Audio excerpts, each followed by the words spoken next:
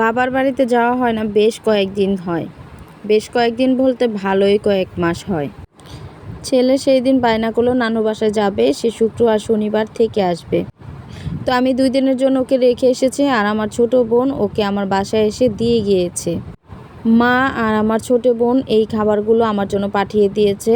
ছোট বোন অনেক ভালো মোমো বানায়, তো ও আমার জন্য এই মোমোগুলো বানিয়ে দিয়েছে। বেশ ভালো ছিল মোমোগুলোর ভিডিও আরেকদিন দিব।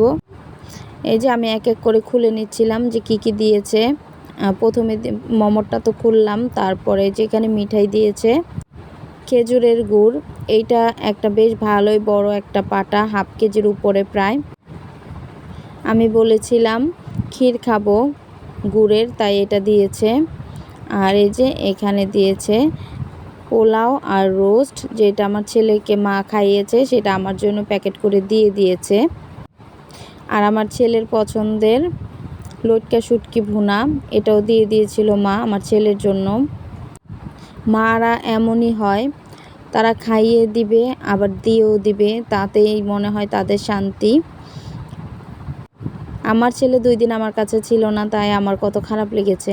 আর আমরা বছরের পর বছর শ্বশুর বাড়িতে আছি, আমাদের মায়ের কেমন লাগে।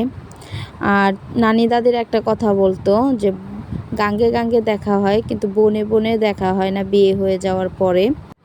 আমার দাদি নানিরাও এই কথাটা বলতো যখন আমরা বোনরা ঝগড়া করতাম।